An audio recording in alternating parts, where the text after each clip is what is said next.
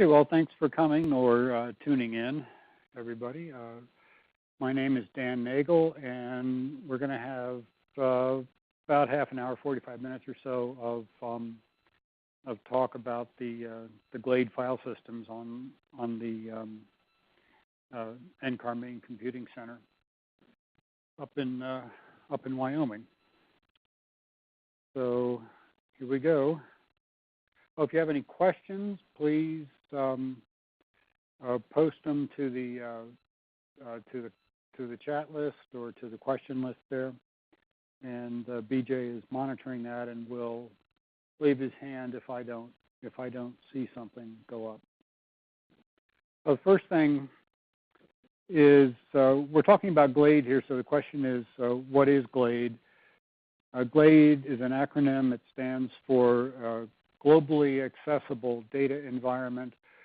The idea is that you have one set of disks that are accessible to a variety of computers.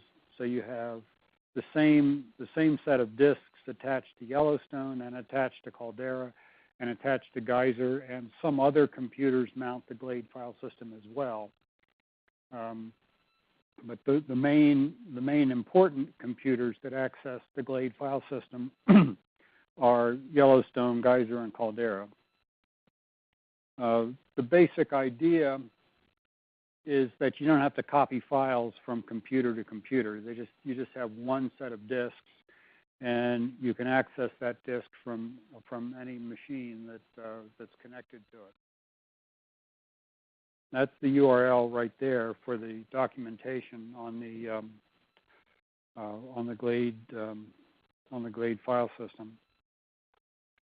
Almost all of the same files are available on all three computers, Yellowstone, Geyser, and Caldera.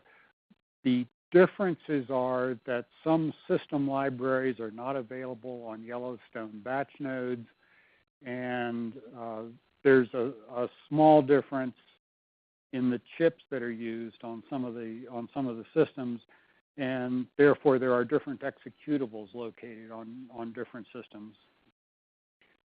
But in general, all your files are available to all of the nodes where you're going to use them. That includes, of course, the Yellowstone login nodes and the Yellowstone batch nodes, but also the Geyser nodes and the Caldera nodes. The goals of GLADE are to support large-scale science. The anticipated workflow is that you run a model on Yellowstone. You run that model in your scratch area. The model produces some amount of output, and you can then analyze this output either graphically or with statistical analysis, or however you want to analyze it. And the analysis step was anticipated to require a lot longer than running the model. You might run the model over a period of a week or so, and then spend several months analyzing the output. So the model analysis was thought to require a lot longer than generating the model output. The reason for doing this with the Yellowstone installation is that with previous configurations of the computing center, there was a separate file system for each separate computer, and that meant that people were spending a lot of time copying files from a production machine to an analysis machine and so on. And the idea of GLADE is that you can eliminate all the time that's wasted in all this copying. So you just have one output. You made it on Yellowstone, but you might analyze it on Geyser, and therefore you don't have to do a copy from Yellowstone to Geyser, and your science therefore can be done more efficiently than otherwise. GLADE is actually several file systems. Everybody gets a home. Your home is in GLADE U home, your user ID, and everybody gets one. Scratch is located in GLADE Scratch user ID, and all users have a scratch directory. You have a scratch space. You also have a workspace, which is GLADE pwork user ID. You might have access to a project space. The project spaces are in GLADE P project code. You must request a project space in order to get it. They don't come automatically. There is a form on the website pretty near the URL I gave you earlier, and the URL for the form is here. If you want to request a project space, a project space does require some justification. You have to fill out the form. You have to tell us why giving you some disk space is a good idea, because if we give disk space to one user, we can't give the same disk space to another user. And the fact of life is that that scientists will use as much resource as you give them. So, and the resource that we're using here is expensive. If you told the disk folks, the people who manage the disk drives, to install enough space so everybody had a petabyte to themselves for personal use, they could do that if they didn't have a budget. But unfortunately, these things cost real money, and we really do have limits on how much money we can spend, and therefore there are some management, some distribution issues that have to be resolved. So you have to justify a request for a project space. Home directory is 10 gigabytes. At the risk of boring you with technical details, the block size for the home is 512 kilobytes with 16 KB subblocks. Home directories are not purged. Home directories are backed up, and home directories are small, A, so we can back them up for you because we have to have a place to store the backup, and B, because the only things that were intended to go in your home directory are things like source files and script files and so on that you use to do your job. So you're not anticipated to be executing programs in your home directory, at least not large ones, not models, but you are expected to have source code that you've developed or scripts that you're using or what have you in your home directory. The scratch directories are 10 terabytes, so that's 1,000 times bigger than your home directory. The scratch file system uses 4 megabyte blocks and 128 KB subblocks. Scratch is purged. If you leave a file in Scratch for long enough and don't do anything with that file, it will disappear. That's because the Scratch space is shared among all the users, and it's intended to be temporary storage. So if you just put a file on Scratch and forget about it, it will after a while disappear. The Scratch directories are not backed up. And the reason is we don't have storage big enough to back up the Scratch directories. If we had enough storage to back up the Scratch directories, we'd be happy to back them up for you, but we don't have enough space to hold the backups. Therefore, Scratch is simply not backed up. That means a user has to make judgments about which files are important, which files are large, and so on, and put those files someplace where they can remain. If you want the file to last longer than the retention period without touching the file.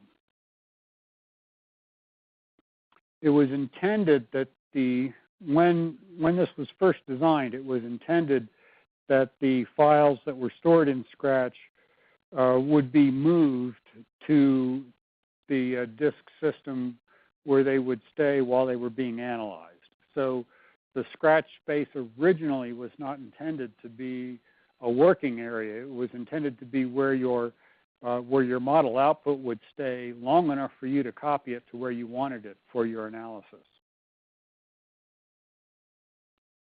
Work directory is 512 gigabytes. You can ask to have your work directory doubled in size up to 1 terabyte. But it's you have to give some justification for that. It's not a great justification, but you have to give some justification for wanting your work area to be enlarged. And the reason is, again, it's the same thing. If we enlarge your work area, then we are not enlarging someone else's work area, and we need to have some justification that we spent the lovely money in a prudent and proper way. So when you ask to have your work area increased in size, you should give some justification. It doesn't have to be a greater detailed justification, but you have to tell us, why you want it rather than someone else. A project directory, the size is determined when the directory is established. Project directories are intended for shared work. This is where a group of people are all working on the same set of files, and so they all need to have access to the same set of files. You have to form a Unix group in order to have a project space, because the access to the project space will be granted on a group basis. So there's some fiddling with the accounts that go on. Project directories are not backed up, again, because we just don't have space to store the backups. Project directories are not purged. They're yours to use as you want, even if that means storing files that you're not using. That's kind of a waste of effort, but if you want to do that, fine.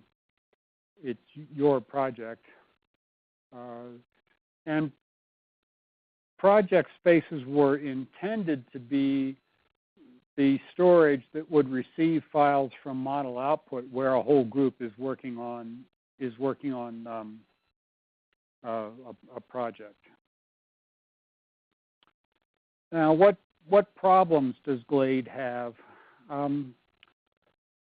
If you've been following along in the daily bulletin and the notifier and so on, the big problem we've had recently in GLADE is that Scratch is too full. Scratch has been hovering over 85% full, and it's been going over 90% full for short periods of time. And that means we have a question of what to do. Now, the reason Scratch is too full is because Scratch space is being used for the purpose that the workspace and project space were made, and people are using the Scratch as where they hold files while analyzing the files. And that means that there's a lot of files being stored there, and some of them are being stored for a long time, and that's, so you can analyze the file, and you may need several files to be present simultaneously to get your analysis right, and so on and so on. So the immediate problem is that Scratch is too full, and if you take a step back, the reason why Scratch is too full is because the way the file system use has evolved. The Scratch directories are being used for what the work directories and project directories were intended to do. So there's a question of how to handle that. Now, a file is liable to be purged if it is in Scratch and has not been accessed for 90 days. Now, what does access mean? Access means you read the file or you wrote to the file. You did something with that specific file. Please note that touch scripts are illegal. If you are caught with a touch script, something bad will happen to you. And it's probably, you know, not something like your car won't start or there's a flat tire mysteriously. It's probably something like you'll get an email from somebody in the support side who will tell you not to do that again, and if you do it again, then it gets a little nastier, and gradually your access to GLADE gets cut back until you don't use touch scripts anymore.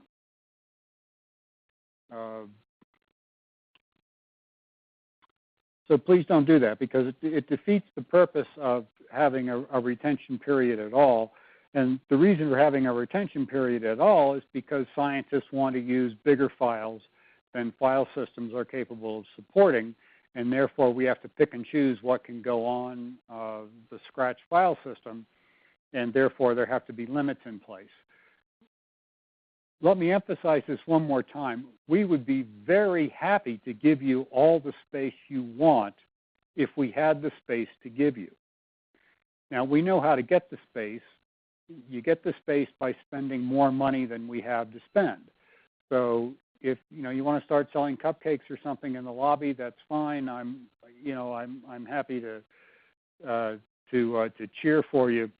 But the fact is, we don't have the budget to buy enough disks to create enough file space for everybody to use as much space as they want. The whole of GLADE is around 15 petabytes, I think. So that's a lot of storage space. Another topic on GLADE that we get questions about, fairly often in the consulting group is the question of how to transfer files. So I thought I'd talk for a minute about transferring files. If you have a file in GLADE, you can reach that file via Globus Online. Now, Globus Online has two interfaces. It has a really nice GUI interface where there's a couple of boxes on your screen, and you can click on a file, then click to transfer the file to the other directory, and so on. And that's very nice, but it also has a command line where you can run scripts that will do things for you, perhaps every day or once a week or something, where you transfer files. Globus Online is a very nice system to use, especially for very large file transfers, because Globus Online is basically a set and forget operation. In other words, you tell Globus what you want to do, copy a file from here to there, and Globus will take care of things like a connection broke after so many after so many hours of transferring your file. Globus can retry the connection. It can pick up from where it left off if your connection failed, and so on. Things that you would do yourself if you were monitoring the transfer using some other protocol. There's an easy-to-install endpoint for Globus Online. You can put it on any server you want. You can even put it on laptops. I had it on one of my laptops for a while, the Globus endpoint. It really is pretty easy to install. NCAR, or the GLADE file system at NCAR, is this NCAR # grid FTP, is how you tell Globus that you want to get to files located on the NCAR GLADE.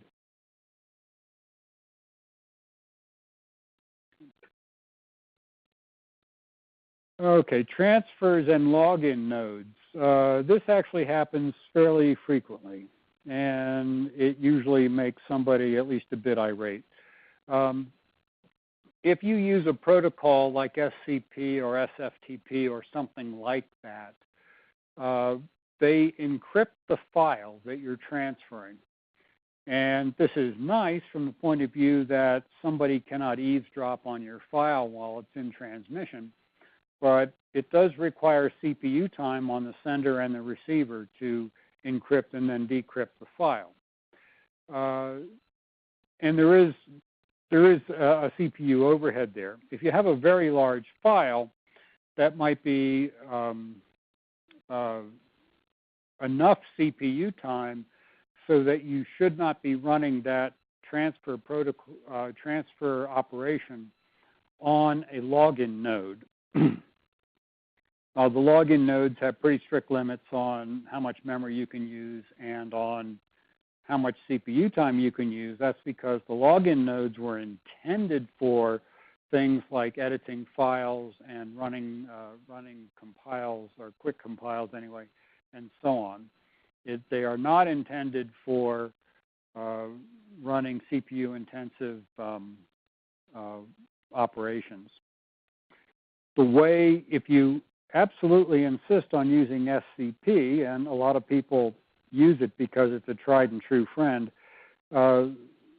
if you want to use SCP, either use Geyser or Caldera, or use a Yellowstone batch node. You can write a shell script that can go into a batch node to get your transfer.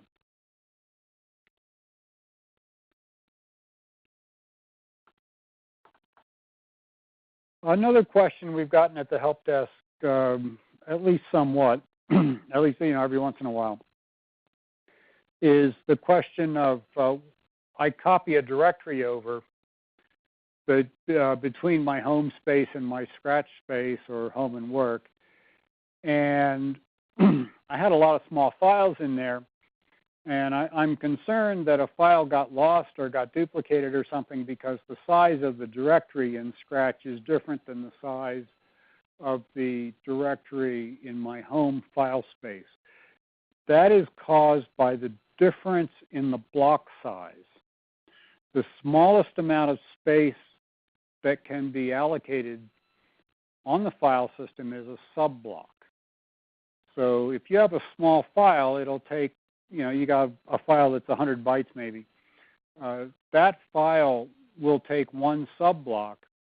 In home, it'll take one subblock in Scratch. The issue is that a subblock in home is different than a subblock in Scratch. So you have a different size of your resulting directory. It does not mean that CP missed a file or that CP duplicated a file or something like that. It just means you had a different block size.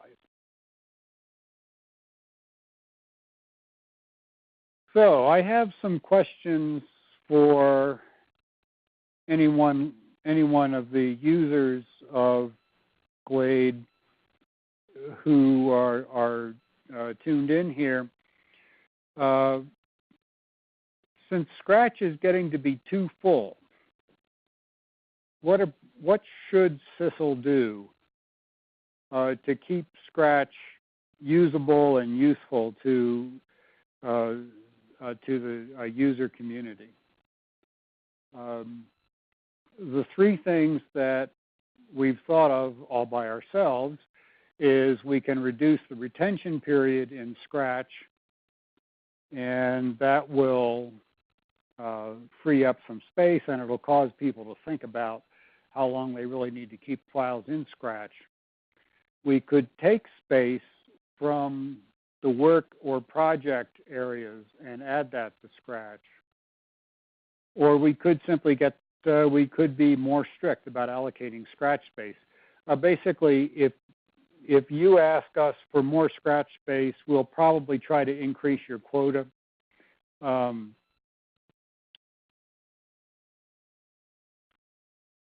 We could be more strict on that and try to encourage people to use work or projects rather than Scratch.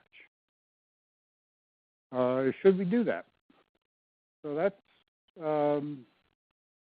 really my question for the audience. Is what do you think we ought to do? You can email us at CISLHelp, or you can give us a call at 2400, or you can get in touch with us individually. So let us know your views, or you can tell me right now if you want to send a message over the chat board.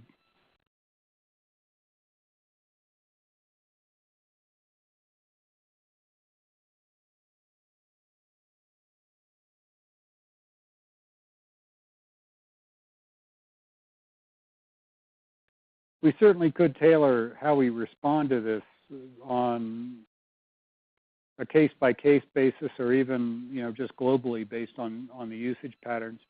One difficulty is that means somebody has to generate the data, and you're going to assume that the usage patterns don't change.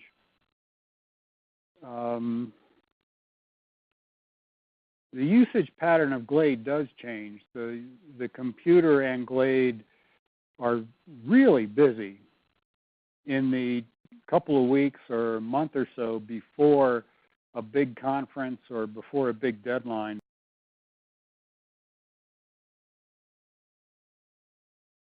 Go ahead, Pam. Hi, this is Pam. The comment I want to make on your suggestion there is we are actually currently discussing exactly what you're talking about there, and we're working over probably the next month to kind of do some assessment of how things are being used and see if there are some things that we can do a little bit better or some tweaks we can make. So I've actually made a note of your comment, and I will take that with me to those meetings that we're having, and we'll look at it from that frame of reference also. Yeah, there's two strategies here. One is when Scratch gets full, you try to clamp down on use of Scratch a little bit and try to move people over more towards what the original design of GLADE was, which is that your long-term analysis would happen in your workspace.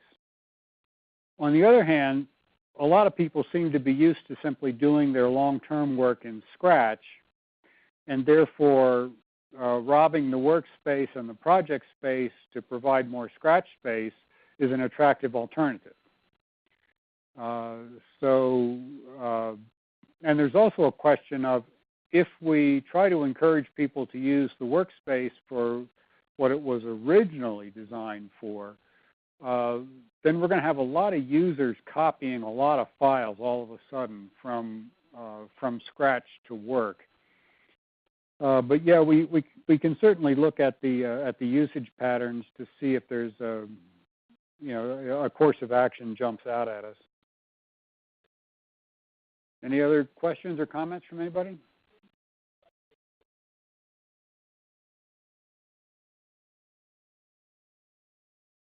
Yeah, GLADE quota is a script that you can execute. It's just all one word, GLADE quota, and it'll tell you how close you are to full in a lot of your directories.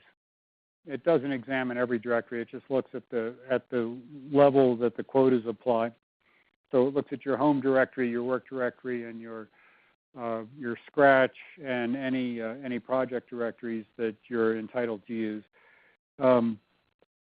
Many times, if you run a job and the job fails because you couldn't write a file to some file system, and you couldn't write the file because you're over quota.